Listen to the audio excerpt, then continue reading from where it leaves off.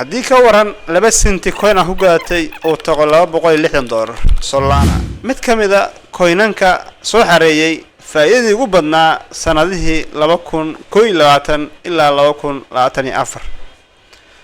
coinkan wuxuu sabab u noqday in dad badan ay noqdaan milyaneero iyo bilyaneero haddii ka waran 2 senti coin ah u gaatay oo tago $260 faa'iido noocee ayaa heli lahayd maanta waxaa miiska inoo saaran coinka Solana mid kamida coinanka ugu saameynta badan suuqa cryptocurrency barnaamijkeena fursadaha coinska waxaan ku jeexjeexi doonaa Solana fursadaha ka furan caqabadaha haysta iyo waxa laga filan karo mustaqbalka like saar muuqaalka youtube-ka subscribe saar saaxiibadan la wadaag aan isla tagno screen-ka maantay waxaa miiska inoo saaran Solana ayaa miiska inoo saaran Solana si deeply ah ayaan u fiiri doonaa fursadaha ka furan dhinaca technicalka muuqaalka like saar saaxiibada la wadaag youtube-kana subscribe saar gambeelkana daaro si ay ku soo dhacaan muuqaalada update-ka ah ee nolol halka soo geliyo okay waxaan ugu horeeyaa market cap and ranking waa maxay market cap waxaan soo sheegnay lacagta ku jirta coinka rankingna waa dhinaca kala sareynta market cap marka haddii aan fiirino market cap iyo ranking waa isku xiran yihiin marka coinka market cap-kiisu large cap miya middle market cap miya low market cap miya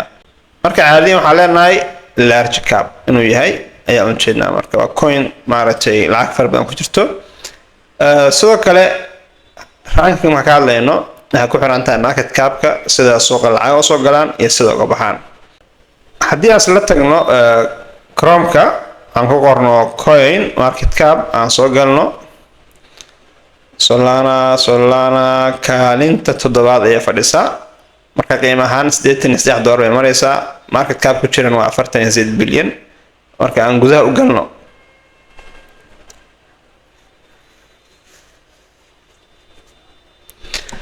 gudaha ayaan u galnay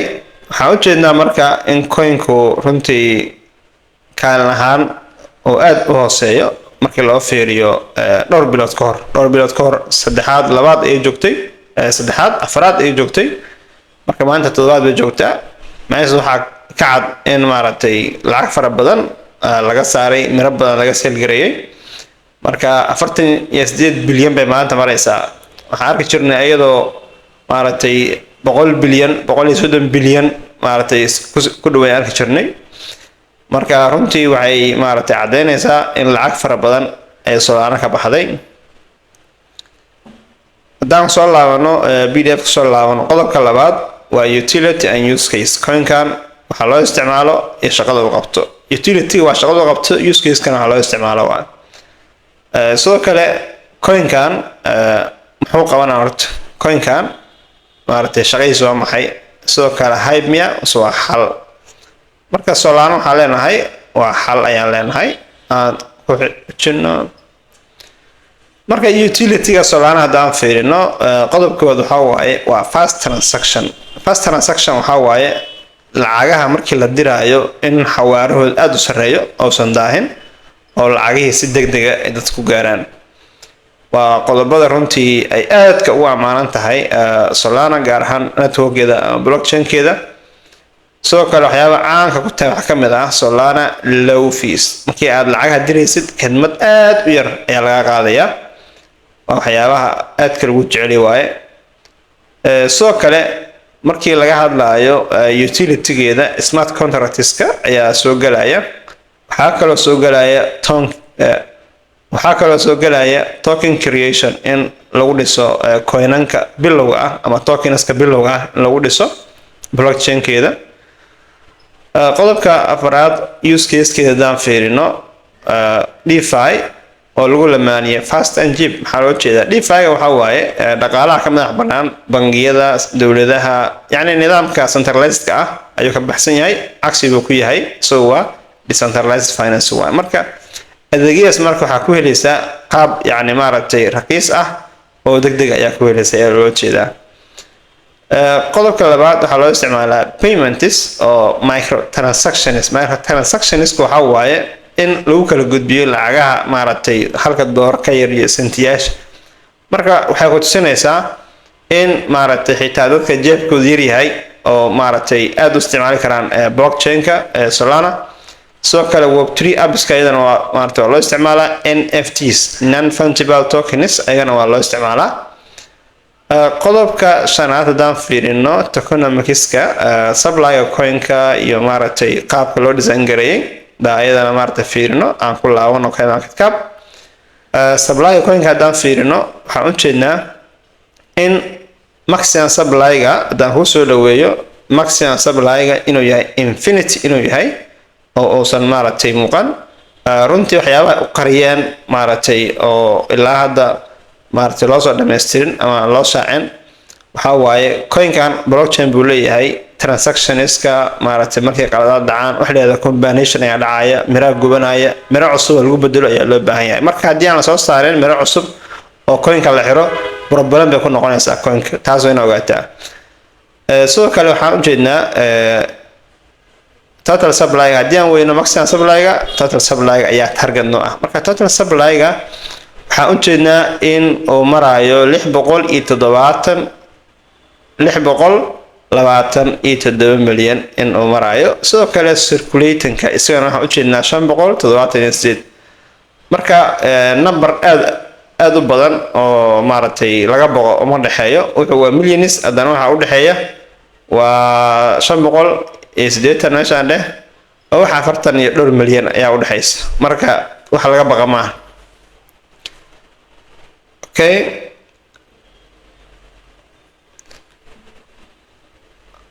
haddaan soo laabano qodobka shanaad waa coin history taariikhda coin-keena waatid goormuu soo galay muxuuse kusoo galay halkii ugu hooseysay halkii ugu sarreysay waxyaabahaas oo dhan inaad fiirido muhiim waaye marka aan isla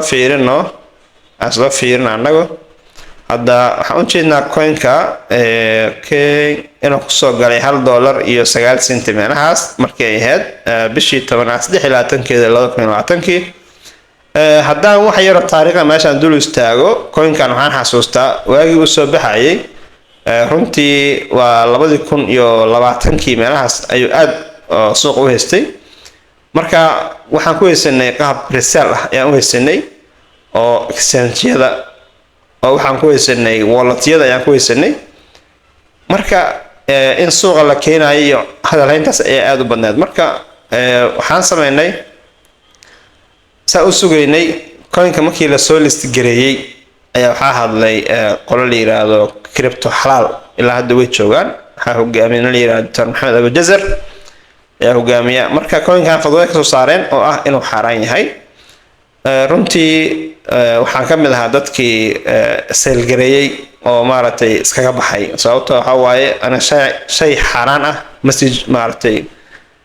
sababtoo waxay tahay shaygan waa xaraan hadii la yiri oo dana dadkii ku shaqada lahaa ay maaragtay sheegeen in looga dambeeyo lagu ixtiraamo ayaa muhiim ah marka sidaas ayaan uga baxay runtii kamana shalaayeen oo shayga hadii mar xaraan soo gasho anigu waa ka lugayaaba marka waxaa dhacday sida u jeeda chartiga coin-ka inuu sameeyay dhaqaaq aan caadi ahayn oo u tagay ilaa iyo 200 iyo maaragtay 33 sanadkan waa 2020 wax sanad camal ah ayuu ku dhaqaaqay maaragtay almost intaasoo % ayuu dhaqaaqay waa dareemi kartaa coin $1 iyo 9 cent suuq soo galay 233 waa wax ka badan 2,000% ka badan waaye marka cajaayib waaye sidoo kale waxyaabaha cajaayibka wax ka mid ah coin-ka sida u dhaqaajiyay waa hype ayaa markaa saarnaa inkastoo project uu lahaa oo xal hayay haddana aad buu suuqa u sii galay magaciisa aad baa loo bambooni jiray marka waxaa dhacday coin-ka markuu wuxuu sameeyay oo maaragtay laga cadiimeeyay ay qolada crypto xalaal soo hadleen waxay dhaheen coin-ku waa xalaal aan su'aal ku weydiiyay maxaa dareemaysaa adiga asaga delivery coin-kan waa xaraan waa iskaga hartay markuu yani dhaqaaq fiican sameeyay oo intaas uu ka sameeyay hadii uu yiraahdo coin-ka waa xalaal maxaa ku dhici lahaa commentiga loo wadaag runtii aniga waxyaabo markaas aan dareemayay kama shalaynin sababtoo ah waxaan u arkayay in wax xaraan laga reebayo marka haday dhaheen waa coin-ka anaga si kala aan arkaynay shabahaad farbadan baan nooga jiray waxaan rabnaa in sida loola socdo in coin-ku xalaal yahay coin-ka fursado dambe ayaan kasii raadsaday sababtoo coin aan aaminsanaa ayuu ahaa nimanka odayaasha ah ee fudud soo saarana fududooda in la ixtiraamaa sababtoo qofka ka qaadanaysid xaaraanta inaad ka qaadataa xalaasha qofka dad tiraada xalaasha bis ka qaadana waa tin xaaraanta kama qaadanayo waa wareer marka runtii fursado fiican ayaa 2020 ka dambeeyay aan ka helay waa soo arki doonaa marka waxaa ujeedaa coinka in faa'iido laga qaatay oo runtii aad iyo aad daatay ayaa ujeedaa marka aniga $8 almost way la gaaray $8 meelahaas ayuu yimid okay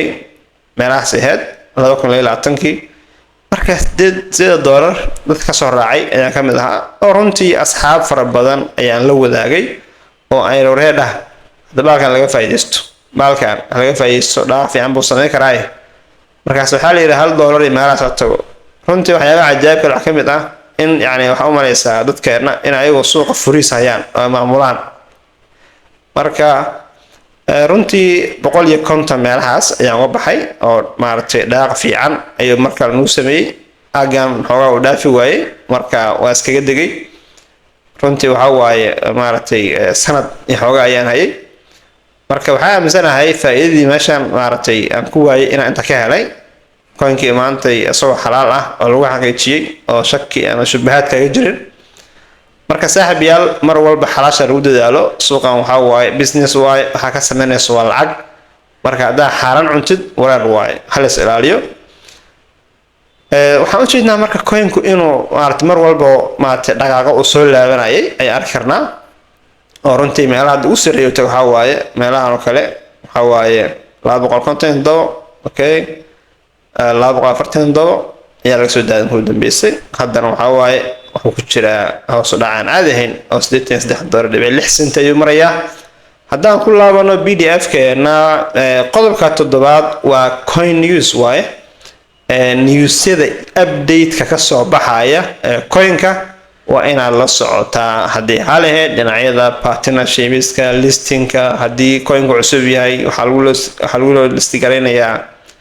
haddii coinka cusub yahay waxaa lagu soo listi gareynayaa lagu leeyahay Binance ama Coinbase abdiyada kala muhiimka ah inaad la socotid waaye waliba X ina kala socotid waaye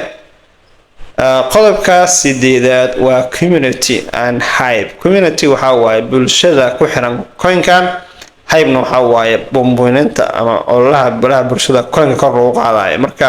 mar walba coinka la hadalhayo waa mar walba oo laga faa'iideysan karo mar walba coinka la hadalhaynin waa mar walba oo hoos u dhac ku imaan karo ama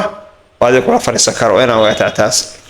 marka waxaa fiirinaysaa bulshada coinkan ku xiran ama aaminsan sidee ayay maaragtay u fircoon yihiin sidee ayay u hadalhayaan ta laga fiirna X Telegram iyo Discord activity ka fiirinaysaa okay qodobka 9 waa technicalkii ayaan galeynaa trading fee haddaan gudaha u soo galno coinka horta waa kana Solana aha weekly no gay haddaan si guud u aragno marka coinka meelaha oo suuqa soo galayay ujeeda agan bay ahayd oo hadda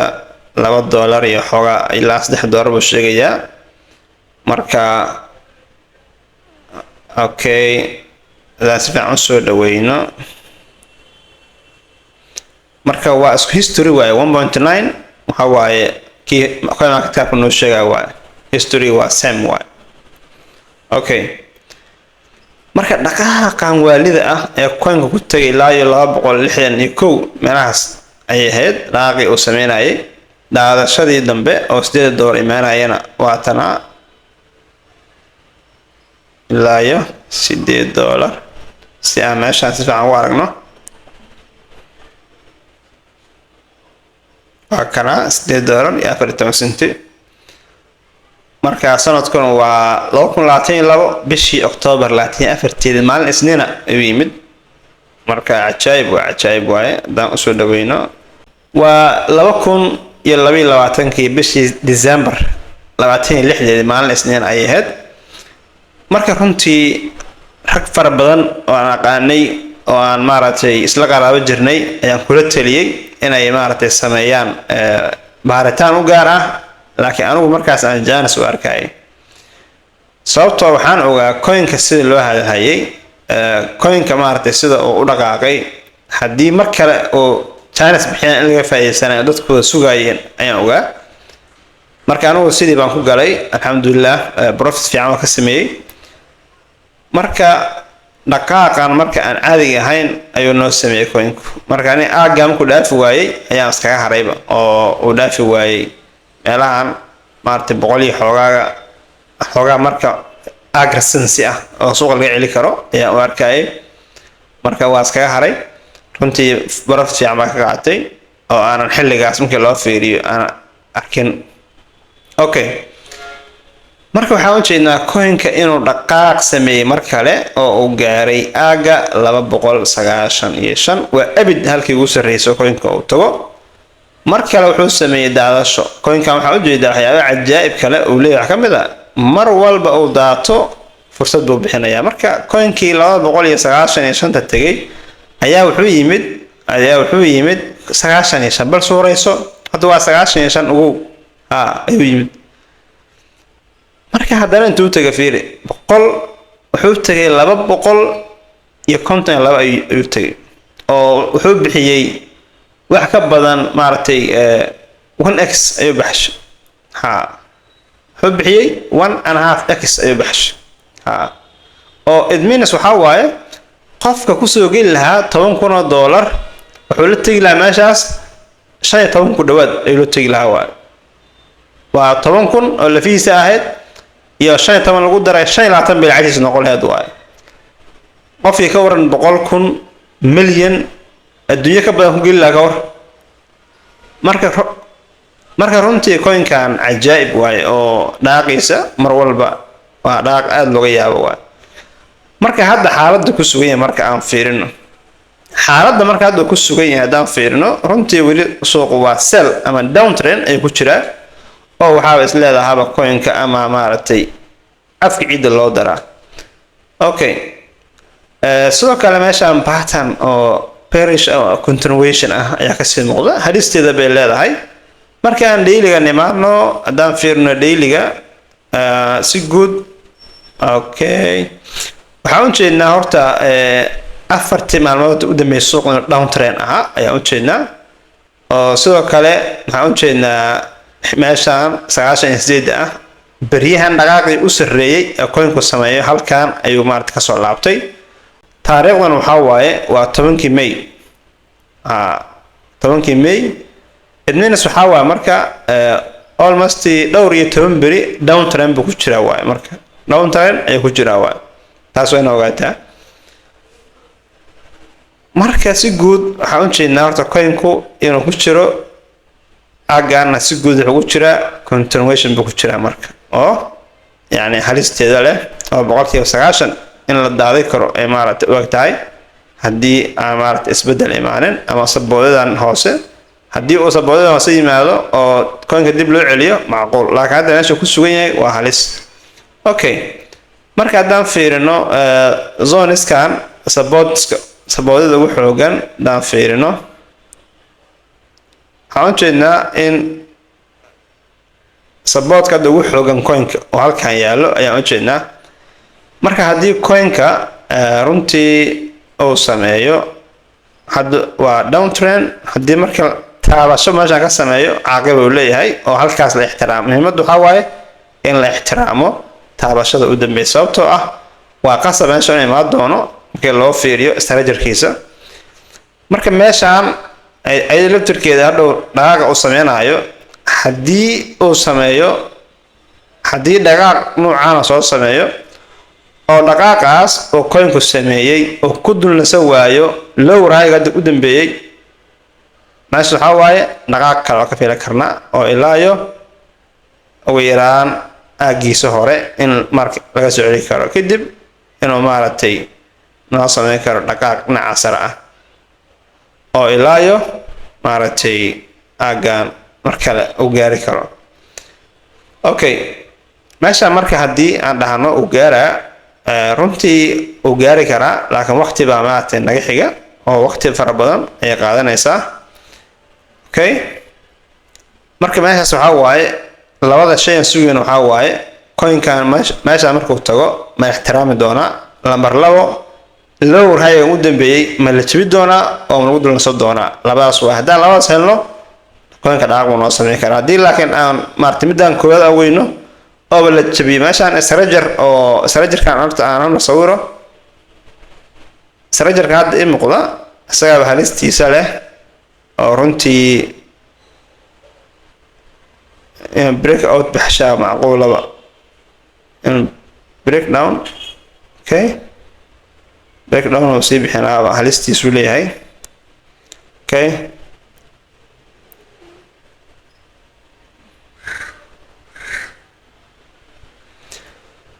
marka waa halis haddaan fiirino targetka waxaa waaye marka haddii even buttonka uu shaqeeyo targetka aan fiirino marka targetka oo toosan aan dhigana marka okay targetka oo toosan aan dhiganaynaa okay marka haddaan fiirino meelaha uu ku aadan yahay targetka aan fiirino aga target ku aadan yahay waa agan oo runtii ah meel xasaasi ah haddaan fiirino waa meel runtii xasaasi ah waa si guud marka maxaa laga rabaa dadka ku jira coinkan hadda coinkan horta ha cabsan inuu daato waxa aan sameeyno waa saadaashuna waa probability and possibility okay marka sidoo kale waxaan rabnaa inaan fiirino waxyaabaha cajaa'ib kale coinkan horta strategies marka la fiiriyo uu imaan karaa sidaan way dhici kartaa ma dhici karto sidoo kale waxaan u jeednaa patternku waa iska continuation runtii hadda inuu jabsaday ayaa meesha ka muuqata marka waa cajaa'ib marka aagaas hadduu yimaado qofka hadda ku jira 83 maanta la maraayo hadduu la tago even 16 ama 17 la tago isaga wuxuu ku jiraa fursad kale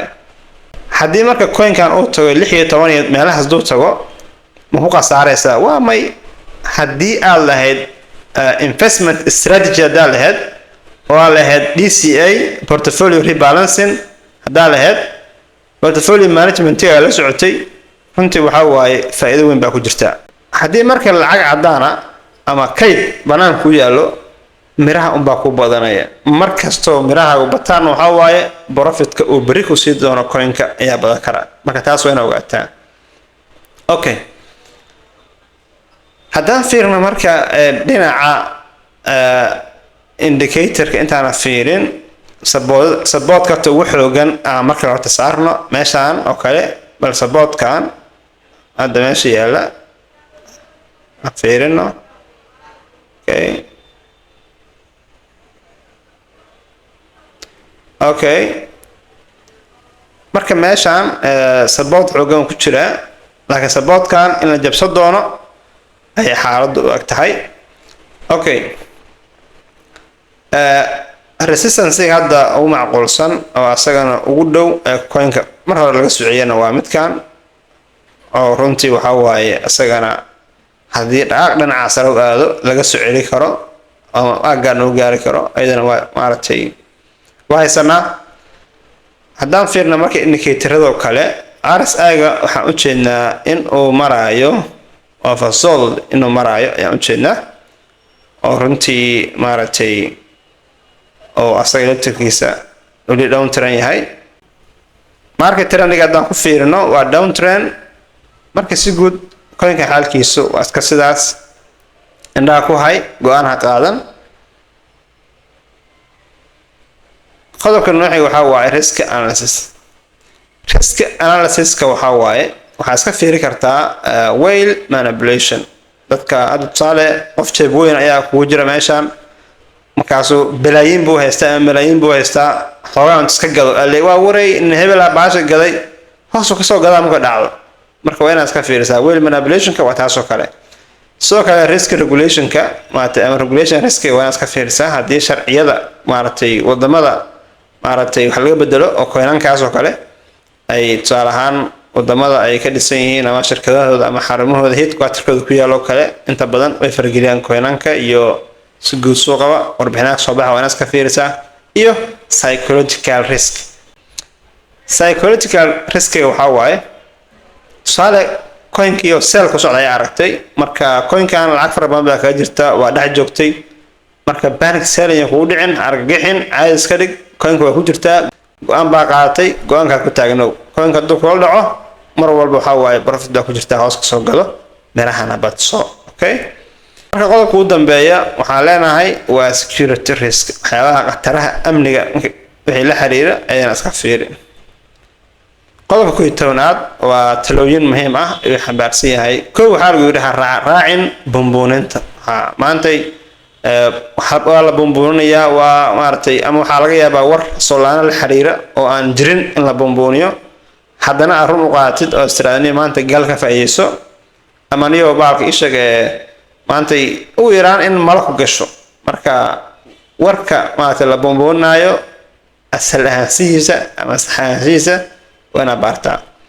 qodobka labaad waa inaad sameysaa cilmi baaris ku gaar ah do your own research waxyaabaha yarka meel laga akhriyay ha go'aan qaadan baaritaan ku gaar ah sameey anigu waxbaan ku tusay marka hal raba go'aanka ugu dambeeya inaad u qaato ee laga rabaa marka taas waa inaad ogaataa qodobkan waxa waaye inaad kala dudid portfolio-daada classification inaad ku sameysid portfolio-daada oo coinan kala duwan aad gashatid taas ayaa looga jeedaa aad u mahadsan tahay haddii halkan ay la soo gaartay qof adag ayaa tahay muuqaalka like saar youtube-ka subscribe saaro gambalaalka saaro saaxiibada la wadaag haddii aad su-aal qabtid qaybta comment noo wadaag. Assalaamu calaykum waraxmatullaahi wabarakaatuh.